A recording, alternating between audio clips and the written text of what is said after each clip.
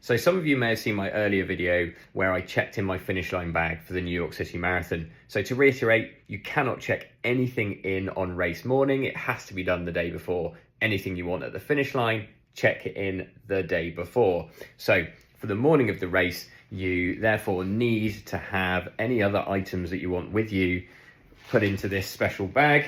So start line, the start village bag, but anything you take with you and you don't race with, you're not seeing again. So what do people do? It's cold in the morning. You don't want to be standing there in your race kit for 4 hours on the bus, on the ferry, etc. So the classic tactic really is to have some old clothes. So I've brought with me a long sleeve top, a t-shirt, some older trousers, a hat as well, and some gloves.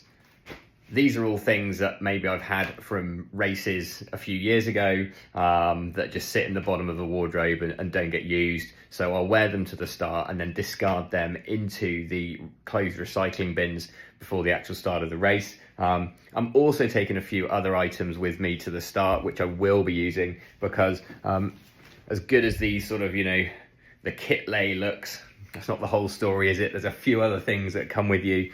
First off, put the heart rate monitor on. Don't forget that if you're somebody who runs with it.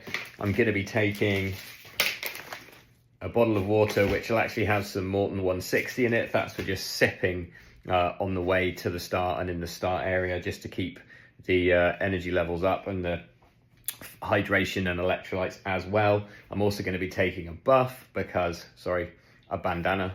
Let's not breach any trademark rules. Yeah, a bandana just to wrap around my hand because I'm actually going to be racing carrying 2 water bottles. One will be in my hand like this, so I wrap the bandana around my hand and that helps me to hold in the bottle. And then I'm also bringing a fuel belt with me, which will have the second plastic bottle in. As you can see, these are old bottles that will just be discarded into the recycling areas on the course.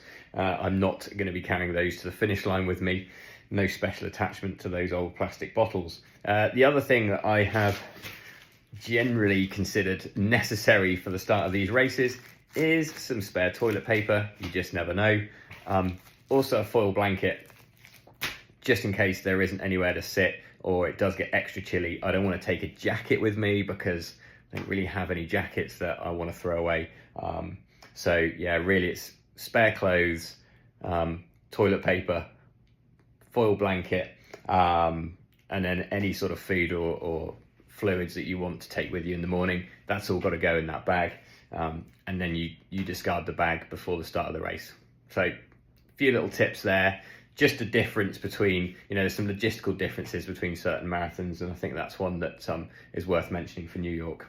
Another thing I should mention as well is that some people don't like to wear their race shoes to the start. They don't want to walk around in them too much. But I am actually going to just stick on my Fast R3s from the very start because it's a very short walk around the corner from my hotel to the bus. And I'm hoping a very short walk from the bus to the start corrals. And then I'm not going to be walking around. So I'm not doing much extra mileage in those shoes at all. I had considered bringing a spare pair of shoes, but I just thought I don't want to have to hassle around to carry more shoes and then change my shoes and then, sort out the laces and stuff like that. So no, I'm just going to wear the R3s from the start. I have left, however, a spare pair of shoes in the drop bag at the finish area so that I can change my shoes immediately after the race. Just trying to think, is there anything else?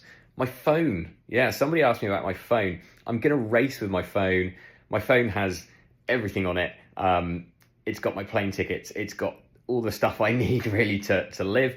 I don't want to risk leaving that anywhere. That I just want it on my person. So there's a special little zip pocket in the fuel belt actually where I just put the phone, I wrap the phone in plastic and slide it into that zip pocket and then it just comes with me. I've got it at the start, I've got it at the finish. Yeah, it weighs a few hundred grams. I mean, it's just the extra stress of not having it with me isn't worth it. I've done every London that way. It's worked fine. So for New York, I'm doing the same thing.